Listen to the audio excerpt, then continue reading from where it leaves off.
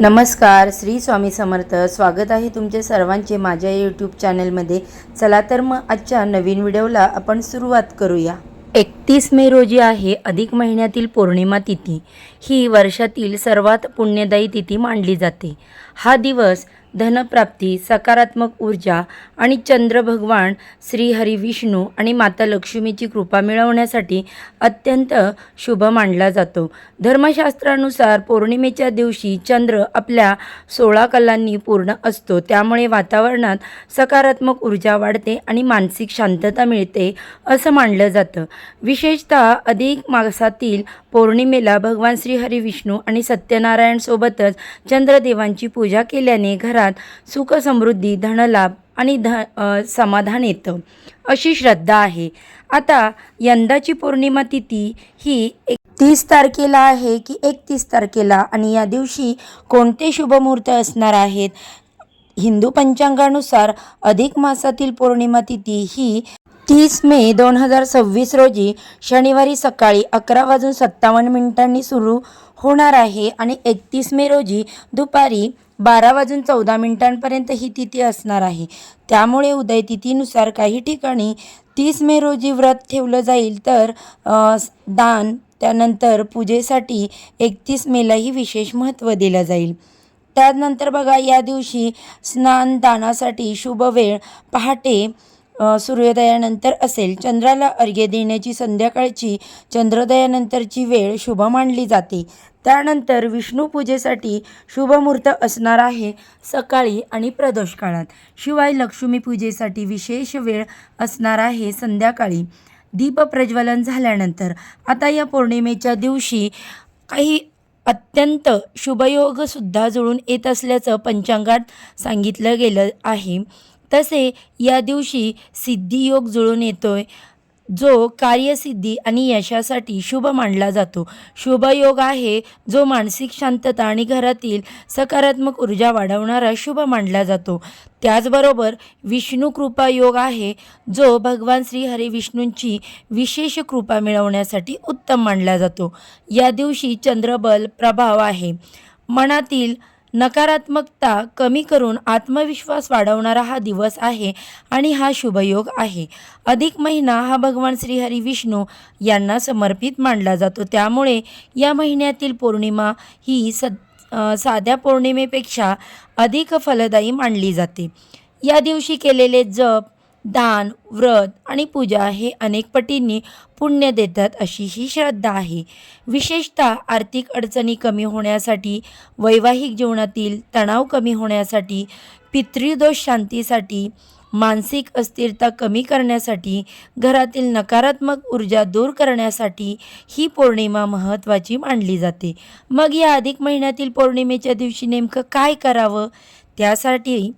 त्या संबंधित तुम्हाला माहिती हवी असेल तर त्याचे वेगळे व्हिडिओ तुम्हाला माझ्या चॅनेलवरती पाहायला मिळेलच. तरीसुद्धा थोडक्यात जाणून घेऊया की अधिक मासातील पौर्णिमेला नेमकं काय करावं. तर या दिवशी गंगाजल टाकून स्नान करावं. स्नानानंतर ओम नमो भगवते वासुदेवाय नमः या मंत्राचा जप करावा. आपण पहाटेचं हे पवित्र स्नान करावं. त्याचबरोबर भगवान श्री हरी विष्णू आणि माता लक्ष्मी यांचं पूजन करावं. त्यांना पिवळी फुलं अर्पण करावी, तुळशीपत्र वाहावं, विष्णू सहस्त्रनाम किंवा पुरुष सूक्ताचं यावेळेस पठण करावं. तुपाचा दिवा लावावा आणि दीप प्रज्वलन करताना ओम नमो भगवते वासुदेवाय नमः या मंत्राचा जप करावा. एकंदरीत पौर्णिमा तिथीला दीपदानाचेही महत्त्व आहे. आता या दिवशी रात्री चंद्रदर्शन झालं की दूध मिश्रित पाणी चंद्राला अर्घ्य द्यावं. अर्घ्य देताना ओम सोमाय नमः या मंत्राचा जप करावा. त्यामुळे मानसिक शांती आणि कौटुंबिक सौख्य वाढतं असं मानलं जातं.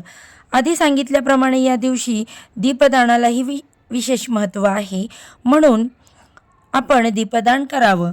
घराच्या मुख्य दरवाजाजवळ किंवा तुळशीपाशी तुपाचे 21 दिवे लावावे. 21 दिव्यांचं दीपदान हे विशेष शुभ मानलं जातं. अधिक महिन्यात 21 दिव्यांचं दीपदान कसं करावं या संबंधीचा सुद्धा वेगळी माहिती मी तुम्हाला आपल्या ह्या चॅनेलवरती पाहायला मिळेलच. लवकरच व्हिडिओ अपलोड करेन. या दिवशी विशेषतः काही वस्तूंचं दान करावं, जसे की तांदूळ, दूध, साखर, पांढरी कपडे, तूप, केळी आणि फळं. अधिक महिन्यातील पौर्णिमेला सत्यनारायण पूजा केल्याने घरात सुख, समृद्धी आणि अन्नधान्याची कमतरतासुद्धा राहत नाही, अशी श्रद्धा आहे. त्याचबरोबर या दिवशी सत्यनारायण केल्याने देवी लक्ष्मीची कृपा कायम आपल्यावर राहते आणि धनयुगात सुयोग जोडून येतो, असं सांगितलं जातं. आता पौर्णिमेला किंवा घरच्या घरी सत्यनारायण पूजा कशी करावी, अधिक महिन्यातील सत्यनारायण का करावा यासंबंधीची सुद्धा वेगळी माहिती तुम्हाला माझ्या चॅनेलवरती पाहायला मिळेल. आता या दिवशी महिलांसाठी काही विशेष नियम आहेत का, तर हो, महिलांनी संध्याकाळी घरात कधीही अंधार ठेवू नये, एक दिवा आवर्जून लावावा, तुळशीपाशी दिवा लावावा, घरात वादविवाद करणं टाळावं, शक्य असल्यास या दिवशी उपवास करावा किंवा सात्विक आहार घ्यावा. या दिवशी अनेक जण अधिक पौर्णिमेचं व्रतसुद्धा करतात. हे व्रत कसं करावं यासंबंधित सुद्धा वेगळी माहिती तुम्हाला माझ्या चॅनेलवरती पाहायला मिळेलच. शक्य असल्यास या दिवशी लक्ष्मी मंत्र किंवा श्रीहरिविष्णूंच्या मंत्राचा जप करावा. या दिवशी मांसाहार, मद्यपान करणं टाळावं, घरात भांडणं किंवा कटू शब्द बोलणं टाळावं, उशिरापर्यंत झोपणं टाळावं, देवपूजा आवर्जून करावी. या दिवशी नकारात्मक विचार अजिबात येऊ देऊ नका मनात. आता अधिक महिन्याच्या पौर्णिमेचा ज्योतिषशास्त्रानुसार काही राशींवर परिणाम होणार आहे, मात्र हा पौर्णिमेचा सकारात्मक प्रभाव अधिक जाणवू शकतो, ज्यामुळे मानसिक समाधान मिळेल, धनलाभ होईल आणि शुभवार्ता मिळेलच, असे संकेतसुद्धा आहे. यामध्ये कर्क, वृश्चिक, मीन आणि तुळ या राशीचा समावेश आहे. तर अधिक मासातील 31 मेची पौर्णिमा ही फक्त धार्मिक तिथी नाही, तर आत्मशुद्धी, सकारात्मक ऊर्जा आणि देवकृपा मिळवण्यासाठी संधी मानली गेली आहे.